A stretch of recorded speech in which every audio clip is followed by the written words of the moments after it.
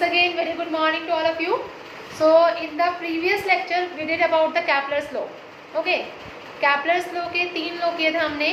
First law को बोला गया था law of orbit, second law को बोला गया था law of area and the third law is known as the law of periods. ठीक है, तो आज जो हमने अब डिस्कस करना है that is the deduction of Kepler's second law from the knowledge of angular momentum.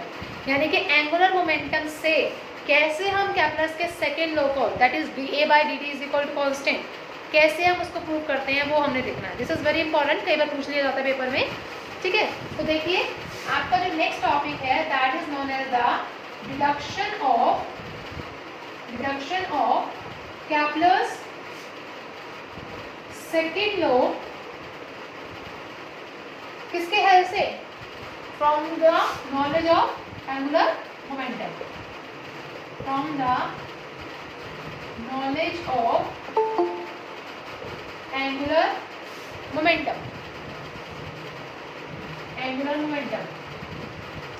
Okay, this you will have to tell about the things from the Kepler's second law. So Kepler's second law states that कि it is known as the law of area.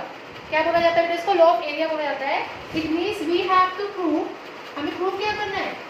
dA/dt is equal to constant. Kepler's के second law ने क्या बताया था? क्या बताया गया था Kepler's के सेकेंड लॉ ने?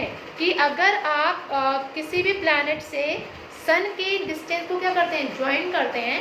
Then after joining the area of both the sides means आपके पास ये इलिप्टिकल पाथ था, this is a planet and sun is at one of this focus point and if this planet the line joining from this planet and from here also it covers the equal area in equal interval of time. यही बताया था मैंने, dA1 is equal to dA2 या फिर A1 is equal to A2.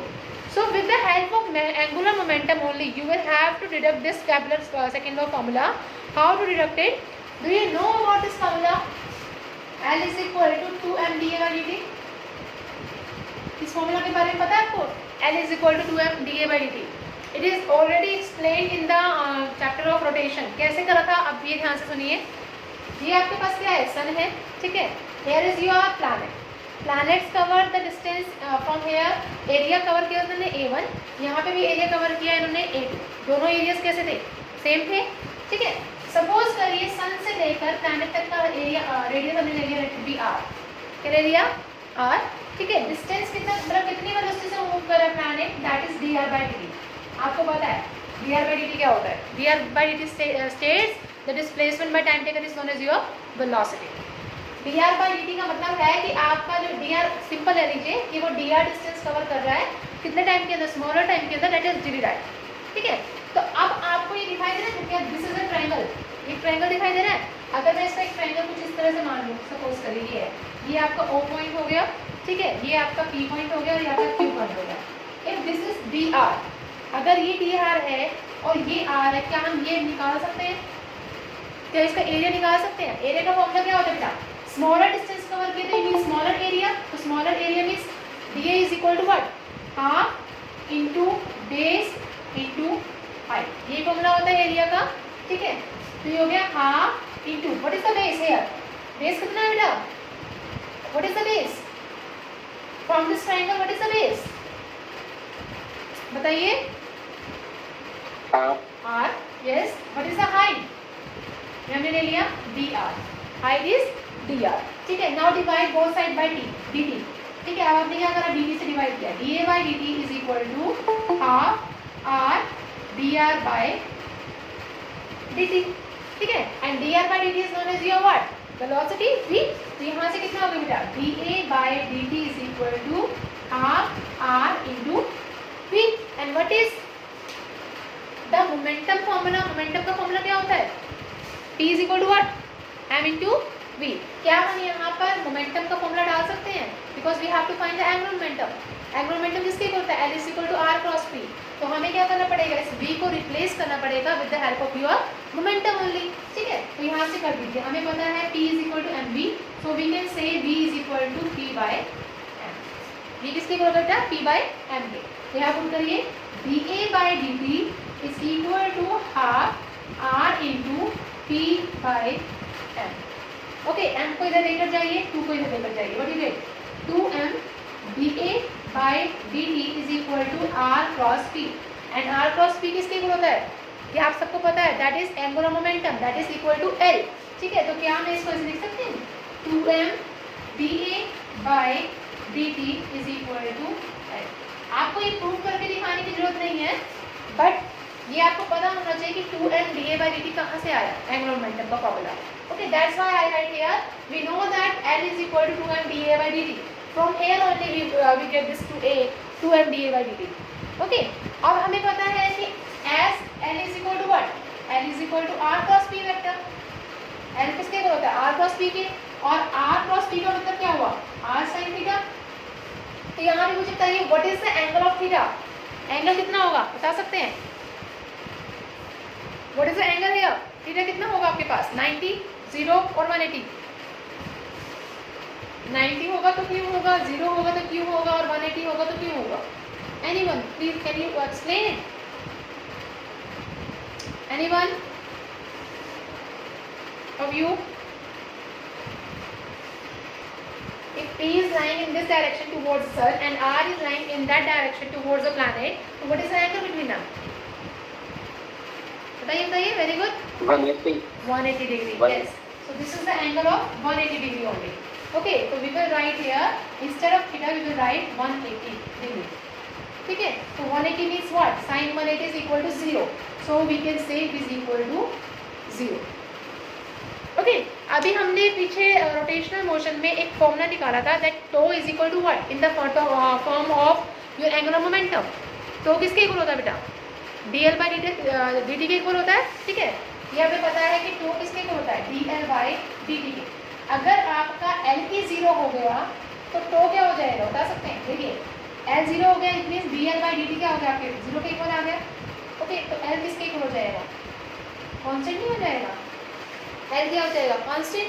ठीक है, और अगर ये L कांस्टेंट हो गया इट मीन्स ये कांस्टेंट हो गया, ये देखिए, तो यहाँ पे आप क्या कर सकते हो, L is equal to constant is equal to 2m dA by dt, and if anything will goes to the constant term, down to the constant term, वो भी क्या होता है, कांस्टेंट हो जाता है। तो constant is equal to what, dA by dt। हमें यही तो प्रूव करना था सेकंड लॉ से। सेकंड लॉ क्या कहता है कैपलर्स का, कि every area covers in equal interval of time and that remains always constant. तो क्या रहता है आपका, कांस्टेंट रहता है, यही हमें प्रूव करना था। बताइए इसमें किसी को कोई problem. Okay, this is the deduction of your Kepler's law from the second law. Okay, now see we will have to do the next topic, and that topic is known as the Newton's law of gravitation। can you please tell me what do you mean by the Newton's law of gravitation? In previously class, like in class 9 we all have studied about it, Newton's law of gravitation, law of gravitation। anyone of you can explain about it, कि क्या होता है universal law of gravitation, कितने object लेते हैं इसके अंदर, ये तो बता दीजिए। How many objects are taken in that, बताइए। 2। Let us take these 2 objects. Okay, ये 2 ऑब्जेक्ट ले लिए, इन दोनों के बीच में डिस्टेंस कितना ले लिया हमने, लेट इट बी डी। ठीक है, और दोनों के बीच में क्या लग रहा है, ग्रेविटेशनल फोर्स लग रहा है।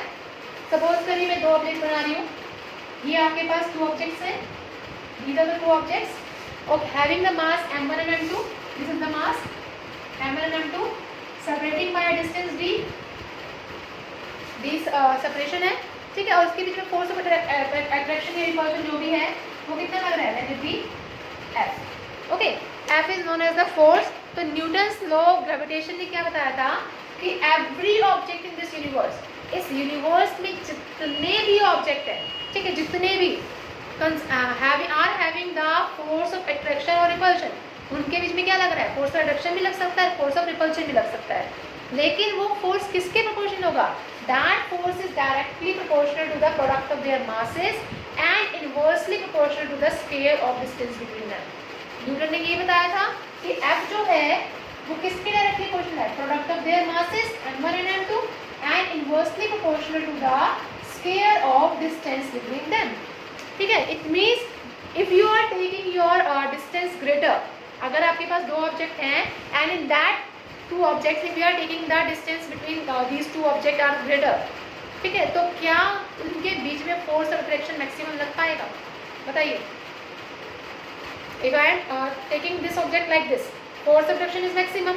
But if I am taking this markers away from each other, then what is the force of attraction between them? Minimum or maximum? Tell me. Minimum or maximum? Very good. यहाँ से देखिए ना, force is direct inversely proportional to d square. It means अगर distance increase कर दिया जाएगा तो force क्या रहेगा? मिनिमम नहीं रहेगा.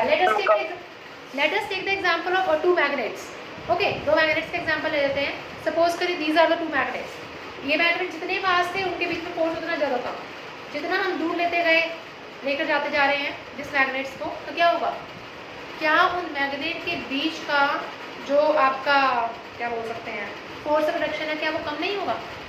बताइए. है ना, ऐसे ही होगा ना. तो वही चीज है यहाँ पे कि जितना ज्यादा मास उतना ज्यादा फोर्स, जितना ज्यादा डिस्टेंस उतना कम फोर्स.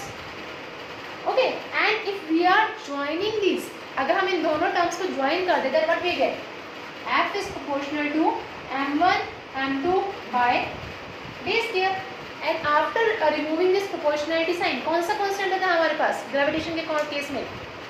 Which one? सभी को पता है? Capital G. Yes, gravitational constant, that is capital G, m1 m2 by d square. m1 m2 by d square. Okay बेटा. So F is equal to m1 m2 by. So F is equal to what? G m1 m2 by d square is our formula of your gravitational constant. Okay. So if we have to find the value of G, G क्या होगा? G is equal to what? F d square by m1 m2 आपका formula हो जाएगा क्या? ठीक है, F d square by m1 m2. अब यहाँ से देखिए ये F क्या है? F is known as the force, D is known as your what? Distance. m1 and m2 is known as your masses. तो ये G की वैल्यू कितनी होती है? What is the G constant value? Can anybody tell me? G की constant value कितनी होती है? ये सबने पढ़ा था. G is equal to what? 6.67 into 10 raised to power minus 11. और देखिए फोर्स की यूनिट कितनी होती है? न्यूटन. डिस्टेंस की यूनिट कितनी होती है? Metre square. Divide by what is the unit of masses? Kilogram square. तो यहाँ से हम यूनिट लिख सकते हैं 6.67 into 10 raised to power minus 11 newton metre square पर किलोग्राम स्क्वायर. ओके, ये इसकी यहाँ से क्या आ जाएगी बेटा? यूनिट आ जाएगी. And this G is known as your universal gravitation constant. G को क्या बोलते हैं हम? Universal gravitation constant. और ये सभी ने किस में पढ़ रखा है? In class 9th also you have studied about it, है ना. तो यहाँ से आपके पास क्या आएगा? These are the basic terms which you are using in your class 9 also. Okay, तो अब देखिए इसी के बेसिस पे क्या आप स्मॉल जी और कैपिटल जी की वैल्यू निकाल सकते हैं, यानी कि दोनों के बीच में रिलेशन निकाल सकते हैं. ये भी आप लोगों ने क्लास 9 में पढ़ा था. देखिए अब जो मेन जो टर्म्स आएंगी ना आगे, वो इसमें आएंगी जो आपकी ग्रेविटेशनल पोटेंशियल एनर्जी वगैरह है, वो ऑर्बिटल वेलोसिटी और escape velocity. These are the most important part. 5 marks के अकॉर्डिंग इंपॉर्टेंट पार्ट है आगे वाले पार्ट. ठीक है, ताकि तो सिंपल आपका acceleration due to gravity, acceleration due to gravity and weight of the body and weight of the body. This is your topic. Okay, acceleration due to gravity and weight of the body. अब small जी और capital G में हमने क्या निकालना? Relation निकालना है. Suppose करिए वही बात है कि अगर हमने एक अर्थ ले ली, ठीक है, सपोज करिए अर्थ है, ठीक है, ये आपका एक ऑब्जेक्ट है. ये ऑब्जेक्ट क्या कर रहा है? अर्थ की तरफ आ रहा है. जैसे मैंने इस ऑब्जेक्ट को ऊपर से नीचे गिरा दिया, ऊपर से नीचे, ठीक है, ऐसे ऐसे गिरा दिया. तो इट मीन्स ऊपर से नीचे आने पर इसके ऊपर फोर्स कितना लगा? बता सकते हैं? What is the force acting on this object जब वो ऊपर से नीचे आ रहा है? F is equal to what? m into G. ये फॉर्मूला आपको पता है. ठीक है, सिमिलरली अगर हम बात कर रहे हैं किसी भी दो ऑब्जेक्ट की, ये अर्थ है, ये ऑब्जेक्ट है, उनके बीच में जो फोर्स लग रहा है वो फॉर्मूला क्या होता है? G mm by d square. ये दोनों बॉडीज का हमें फोर्स पता है, ये भी फोर्स पता है. तो न्यूटन ने क्या कहा कि ये दोनों फोर्सेस जो लग रहे हैं, जो एक्ट कर रहे हैं, these forces are equal, similar forces हैं ये. चाहे वो ऊपर से नीचे गिर रहा है, चाहे वो इन दोनों के बीच में अट्रैक्ट कर रहा है, वो सिमिलर फोर्सेस एक्ट कर रहे हैं उसके ऊपर। तो अगर ये दोनों फोर्सेस सिमिलर हैं तो क्या हम इन दोनों को कंपेयर कर सकते हैं? देखिए आपके पास है F is equal to M G and the second force is F is equal to G mm by d square. Can we compare these two forces? After comparing we get what? Mg is equal to G mm by d square. ठीक है, small m से small m cancel out हो गया, तो यहाँ पे small g किसके equal आ गया? Small g is equal to G m by d square. यही तो रिलेशन था हमारे पास स्मॉल g और कैपिटल G का। अगर वो डिस्टेंस सपोज करिए इनके बीच का डिस्टेंस अगर वो उस पे आ जाए, सरफेस पे आ जाए, सपोज ये अर्थ है और ये जो ऑब्जेक्ट है वो इसके यहाँ सरफेस पे आ गया, तो वो डिस्टेंस किसके इक्वल हो जाएगा बता सकते हैं? वो डिस्टेंस किसके इक्वल हो जाएगा? अगर ये ऑब्जेक्ट इस अर्थ के सरफेस पे आ जा रहा है, this object will come on the surface of the earth, then the distance is equal to what? वो डिस्टेंस किसके इक्वल हो जाएगा बताइए? सपोज करिए ये अर्थ है, ठीक है, ये ऑब्जेक्ट जो था वो इसके सरफेस पे आ गया, ठीक है, अब डिस्टेंस हमारे पास कुछ रहा नहीं, डिस्टेंस इज 0, ठीक है, लेकिन जो वो डिस्टेंस था यहाँ पर आके वो किसके इक्वल हो जाएगा? वो हो जाएगा आपका रेडियस ऑफ अर्थ के इक्वल। किसके इक्वल हो जाएगा? रेडियस ऑफ अर्थ के। तो ये स्पेशल केस बन जाता है कि if d is equal to r, अगर d r के इक्वल हो जाए तो g किसके इक्वल हो जाएगा बेटा? g m by r square. Mainly formula आप ये यूज करते हैं, small g is equal to capital G m by r square. यहाँ तक बताइए बेटा किसी को कोई प्रॉब्लम है? कि अगर आपको वेट निकालना है किसी भी बॉडी का तो वो वेट जो होता है वो 1/6 टाइम्स होता है आपके किससे? मून से। तो अगर आप बात करते हैं वेट ऑन मून की तो वो कितना होगा? 1/6 time the weight on earth. अगर कोई ग्रेविटी के बारे में पूछता है तो ग्रेविटी भी आपको क्या होता है? मून पर 1/6 टाइम होता है ग्रेविटी ऑन द अर्थ। समझ आई बेटा बात? इट मीन्स अगर 60 न्यूटन किसी का वेट है तो मून पर जाकर उसको कितना हो जाएगा? 10 न्यूटन हो जाएगा। मतलब अपने आप को इतना हल्का महसूस करेगा इंसान, जो भी अगर कोई भारी हो, ठीक है। सपोज करें किसी का 100 kg हो गया तो 100 kg में तो कितना हो जाएगा? पॉइंट में ही आ जाएगा, मल्टीप्लाई करेगा उसका, है ना, डिवाइड बाय 6। तो ये क्या है? कुछ कंपैरिजन से जो हमने बता दिए acceleration due to gravity and weight of the body के। Okay, the important points of the gravitational force.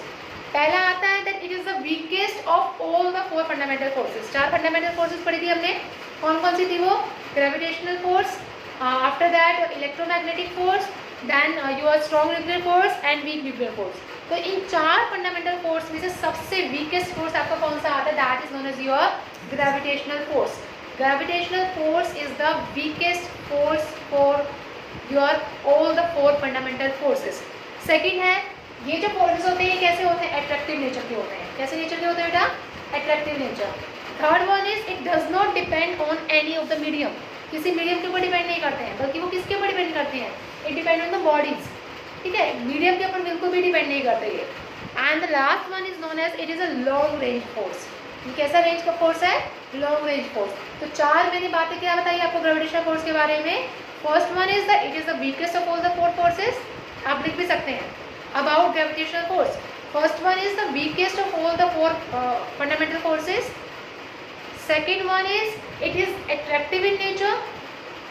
Third one is it does not depend on the intervening medium. किसी medium के ऊपर डिपेंड नहीं करता है, ठीक है। And the fourth one is it is a long nature force. ये कैसा फोर्स है बेटा? long nature force है। Okay. What is the difference between the gravitation and gravity? अगर हम बात करें कि ग्रेविटेशन और ग्रेविटी के बीच में क्या डिफरेंस होता है, तो बेटा ग्रेविटेशन जो होता है जैसे force attraction between the 2 bodies of universe. अगर आप लिखना चाहते हैं तो आप लिख भी सकते हैं what is the difference between the gravitation and gravity. देखिए, ग्रेविटेशन और ग्रेविटी में क्या डिफरेंस होता है? एंड ग्रेविटी, ग्रेविटेशन होता है it is the force of attraction, it is the force of attraction between the two bodies of universe. यूनिवर्स की 2 बॉडीज के बीच में जो फोर्स ऑफ अट्रैक्शन होगा that is known as your gravitation, ठीक है। But what about the gravity? Gravity क्या होता है? What about the gravity? Gravity होता है अर्थ ग्रेविटेशनल पुल, जब अर्थ किसी ऑब्जेक्ट को अपनी तरफ खींचती है, ठीक है, towards the surface of the earth, that is known as your what, that is known as your gravity. Gravity की आप डेफिनेशन दे सकते हैं, अर्थ्स ग्रेविटेशनल पुल, है ना, earth's gravitational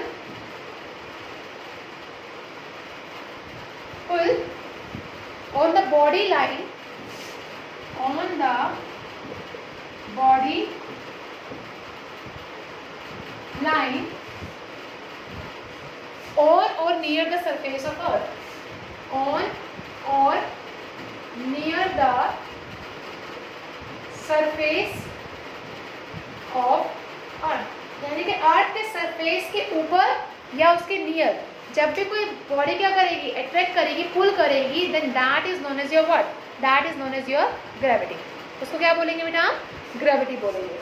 after that gravitation के केस में सेकंड केस क्या आता है कि फोर्स ऑफ ग्रेविटेशन जीरो हो सकती है, ठीक है, अगर उनके बीच का जो सेपरेशन है वो क्या हो जाए, इन्फिनिटी हो जाए, ठीक है। मैं क्या बोल रही हूँ, अगर उनके बीच का सेपरेशन इन्फिनिटी हो जाएगा, यानी कि अगर डी इन्फिनिटी हो जाएगा तो आपका फोर्स ऑफ अट्रैक्शन क्या हो जाएगा, जीरो हो जाएगा, ठीक है। तो लिख सकते हो force of attraction may be zero, force of attraction may be zero, ये जीरो हो सकता है, ठीक है, अगर d क्या हो जाए, इन्फिनिटी हो जाए, if d is infinite, अगर d इनफाइनाइट हो जाएगा तो आपका फोर्स क्या रह जाएगा बेटा, जीरो हो जाएगा। लेकिन इस केस में फोर्स जो है वो जीरो होगा सेंटर ऑफ अर्थ में, force is only zero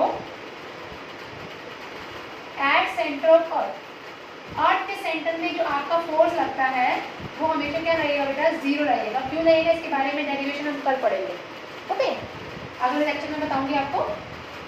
third के साथ आपका आता है, आपका जो फॉर्मूला होता है इसका वो होता है GMM by R स्क्वायर, लेकिन इस केस में क्या होता है बेटा, G is equal to Gm by R square. This is the formula. And the last one is, it is also known as universal constant.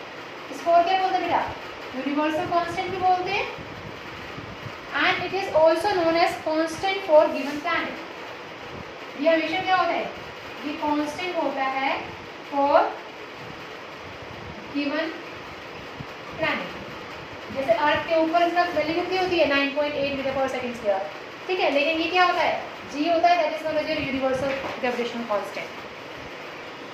So this is all about the today's part. आज जो हमने part किया है वो क्या क्या किया है बेटा, that is your Newton's law of gravitation, जो हमने बताया F is equal to Gm1m2 by D square, ये फॉर्मूला बताया था।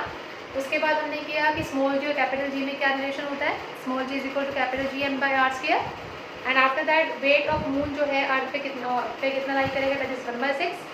Then some of the characteristic properties I have told about the gravitational force, and the last one is the difference between the gravitation and gravity, which I have told you earlier. So with this I am ending my today's session. So if you find any of the difficulty, you can just message me on my YouTube channel, or you can message me on the email ID, that is leadeclasses@gmail.com. तो please जितना हो सके आप share करिए, like करिए videos को और subscribe करिए, so that others will also get the benefit. Thank you so much for your patience.